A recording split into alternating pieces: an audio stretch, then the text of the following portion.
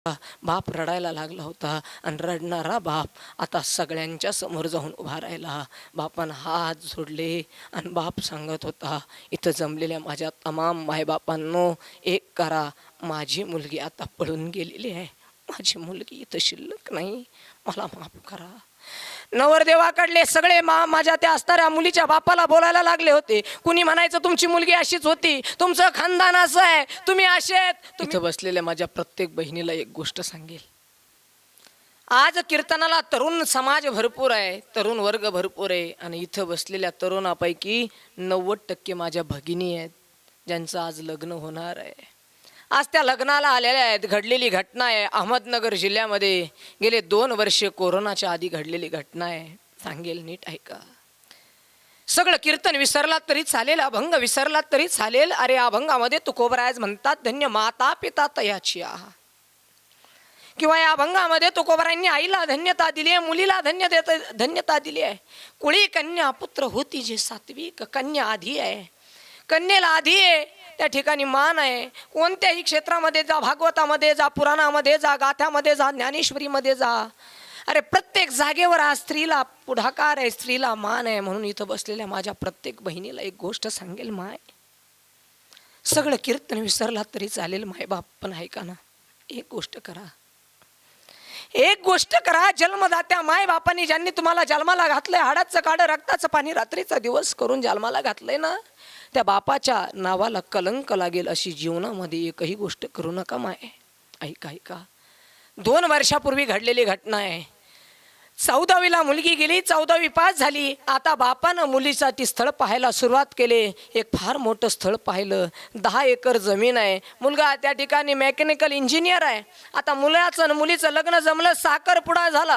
आता साखरपुडा झाल्याच्या नंतर लग्नाची तारीख काढली, लग्नाचा दिवस जवळ आला. लग्नाचा दिवस जसा जसा जवळ येत होता तसा तसा बाप पळायला लागला होता. आता बाप या पाहुण्याच्या घरी जायचा, आता बाप त्या पाहुण्याच्या घरी जायचा, सगळ्यांना जाऊन सांगायचं, ताईचं लग्न यायचं बरं का तुम्हाला, ताईचं लग्न आहे, यायचं बरं का तुम्हाला, माझ्या ताईचं लग्न आहे, माझ्या ताईचं लग्न आहे. अतिशय आनंद त्या ठिकाणी त्या बापाला झाला होता. आता तो बाप गावातल्या सावकाराकडे गेला, 5 लाख रुपये व्याजाने काढले, मंडप टाकला. आता त्या ठिकाणी सनईवाल्याला पैसे दिले, आता चौघड्यावाल्याला पैसे दिले, आता घोड्यावाल्याला पैसे दिले, आता अन्नदान त्या ठिकाणी बनवणाऱ्याला पैसे दिले, आचार्याला पैसे दिले, आता सगळ्या मंडपावाल्यांना पैसे दिले. आता सगळे पैसे वाटून वाटून वाटून सगळे काम निपटले होते. आता दुसऱ्या दिवशी लग्न आहे. बाप संध्याकाळी झोपत होता, पण झोप लागत नव्हती.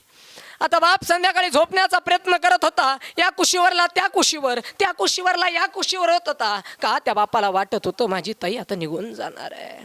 जी ताई रोज मला विचारायची, बाबा जेवले का, बाबा गोळ्या घेतल्या का, बाबा तुमच्या नाईचे भांडणं झाले ना, बाबा नका ना रागू. माझी आई तशीच आहे बाबा, बाबा नका ना रडू, बाबा बाबा नका ना रडू, बाबा चला ना जेवायला. प्रेमानं जी माझी असणारी लेक मला जेव घालायची, ती लेक उद्या निघून जाणार आहे.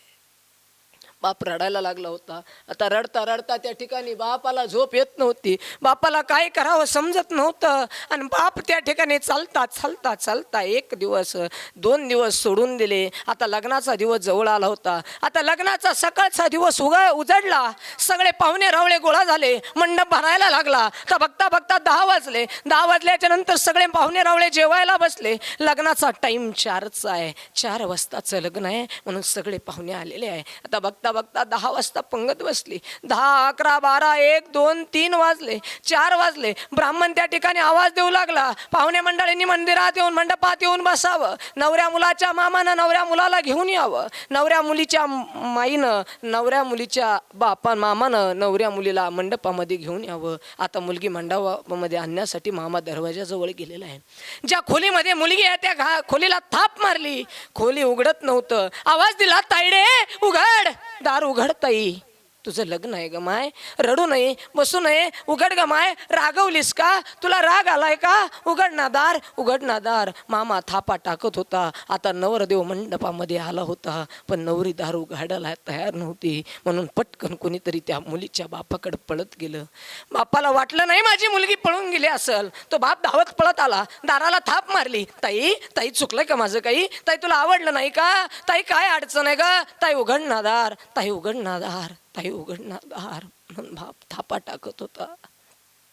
एक एक एक थाप बाप टाकत होता आणि बाप थाप टाकत असताना आता बापाला कळालं. बापाला वाटलं माझ्या मुलीने काही केलं की काय, जीवाला काही त्रास देते की काय, म्हणून बापानं लाद घातली. दरवाजा पटकन तुटून बाजूला पडला. बाप आतमध्ये गेला. पसारा पडला होता. आता इकडं तिकडं बाप पाहत होता. आता बाथरूममध्ये जाऊन पाहिलं, मुलगी दिसत नव्हती. आता स्वयंपाकघरात जाऊन पाहिलं, मुलगी दिसत नव्हती. आता इकडं तिकडं पाहणारा बाप त्या ठिकाणी अचानक त्याचं लक्ष त्या खिडकीकडे गेलं. खिडकी उघडलेली होती. बाप पळून गेला होता. मुलगी पळून गेली होती. मुलगी पळून गेली होती. डसा डसा रडला बाप, कोसळला बाप. आता तिकडून ब्राह्मण देवता आवाज देत होते, नवरी मुलीच्या मामानं नवरीला घेऊन मंडपामध्ये यावं. आता तो आवाज बापाच्या असणाऱ्या हृदयाला भेदत होता. बाप रडायला लागला होता आणि रडणारा बाप आता सगळ्यांच्या समोर जाऊन उभा राहिला. बापानं हात जोडले आणि बाप सांगत होता, इथं जमलेल्या माझ्या तमाम मायबापांनो, एक करा, माझी मुलगी आता पळून गेलेली आहे. माझी मुलगी इथं शिल्लक नाही, मला माफ करा. नवरदेवाकडले सगळे माझ्या त्या असणाऱ्या मुलीच्या बापाला बोलायला लागले होते. कुणी म्हणायचं तुमची मुलगी अशीच होती, तुमचं खानदान असं आहे, तुम्ही असे आहेत, तुम्ही तसे आहेत. बापाला प्रत्येक जण येत होता, टोमणे मारून निघून जात होता. तो बाप ढसा ढसा ढसा रडत होता. तो बाप आता ढसा ढसा ढसा रडत होता. रडणारा बाप त्या ठिकाणी प्रत्येक जणाजवळ रडत होता. आता बाप हात सोडून उभा होता. काय करावं त्या बापाला सुचत नव्हतं. पण याच वेळेस त्या ठिकाणी त्या बापानं काय केलं, सगळ्यांना वाट लावलं. पण नवरदेवाचा बाप आला आणि सांगितलं, आमचे 8 लाख रुपये त्या ठिकाणी खर्च झालेत, माहीत नाही, भरून द्या. बापानं हात जोडले आणि सांगितलं, दादा घरी 5 एकर शेती हो, त्याच्यातली 2 एकर विकून तुमचे पैसे आणून देतो. दुसऱ्या दिवशी बाप गेला, घरातली 2 एकर शेती विकून टाकली. त्या मालकाला, त्या असणाऱ्या मुलाच्या बापाला पैसे देऊन टाकले, व्यवहार चुकता केला. आणि आता बघता बघता एक एक एक दिवस बाप घरामध्ये रडत होता, कुतत होता. रोज रोज रोज तिळभर कमी होत होता. रोज मुलीची आठवण येत होती, कशी असेल माझी ताई, कशी असेल माझी ताई, म्हणून बाप रडत होता, माय रडत होती. इथं बसलात ना ताई, प्रत्येकाला सांगेल, एकच सांगेल, माय बाप, ताई नाही, तुमच्यासाठी तुमच्या बापाला वाटत नाही तुम्ही शिकून मोठं व्हावं, तुमच्या बापाला इच्छा नाही तुम्ही पैसे कमवून आणून द्यावेत. पण इथं बसलात ना, प्रत्येक माझ्या बहिणीला एक सांगेल, ताई तू शिकली, मोठी झाली, हरकत नाही, तू नोकरी करावं, पैसे आणून द्यावेत असे तुमच्या बाबाला वाटत नाही ग ताई. पण एक कर, तुझ्यामुळं तुझ्या बापाची मान समाजात खाली जाईल, असं जीवनात कधी वागू नको ताई. बघता बघता महिना गेला, 2 महिने गेले. 3ऱ्या महिन्यामध्ये त्या ठिकाणी बापाला एक अननोन नंबरवरून फोन आला. बापानं फोन कानाला लावला. हॅलो, कोण बोलतंय म्हणून बाप बोलायला लागला. बाप बोलता बोलता विचारलं, कोण बोलतंय? तिकडून आवाज आला, बाबा मी तुमची ताई बोलते हो. हृदयाला सर्र अशी वेदना झाली. कोण ताई? काय ग बाई, बोल ना. बाबा मी ज्याच्यासोबत पळून गेले ना, तो रोज त्या ठिकाणी दारू पितोय बाबा, रोज सिगारेट ओढतोय बाबा, रोज व्यसन करतोय बाबा, रोज मला मारतोय बाबा. बाबा मला फार त्रास आहे बाबा, आता मला तुमच्याकडे यावंसं वाटतंय बाबा. बाबा मी काय करू सांगा ना बाबा. बाबा मला माहिती आहे हो, माझ्यामुळं तुम्हाला फार त्रास झाला, समाजात तुम्हाला खाली पाहावं लागलं बाबा. पण सांगा ना बाबा, आता लई त्रास होतोय हो बाबा, तुमच्याजवळ यावं वाटतंय बाबा. हृदय किती विशाल असतं त्या बापाचं बघा.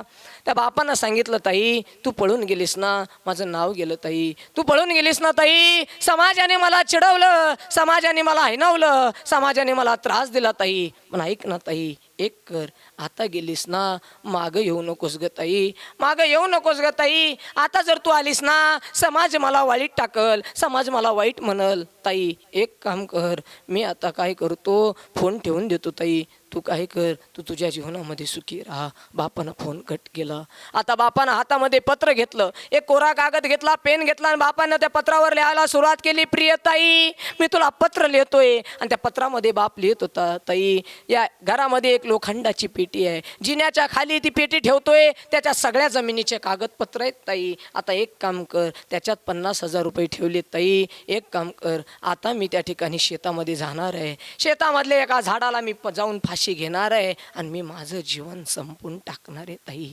पण एक काम कर ताई, हे 50,000 या असणाऱ्या वावराचे कागदपत्र ते जे आहेत ते सगळे घे, तुझ्या जीवनामध्ये तू खुश राहा. पण ताई माझ्याकडून तुला काही त्रास होऊ दे नकोस. ताई फक्त एक सांग ना, काही चुकलं होतं का ताई माझं?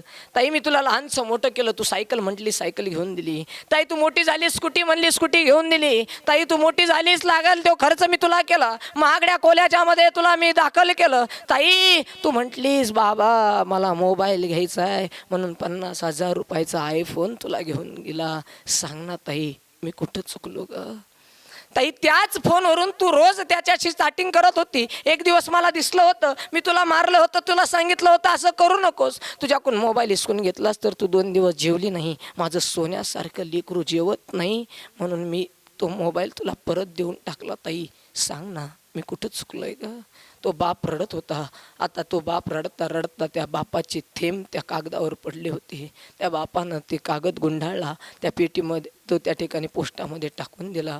बापानं दोरी घेतली, जाऊन बापानं रानामध्ये जाऊन फाशी घेतली. बापानं खाली नमूद केलं होतं, ताई मी या झाडाखाली फाशी घेणार आहे, आल्यावर फक्त माझं दर्शन घे आणि शेवटचं पाणी मला तुझ्या हातानं पाज.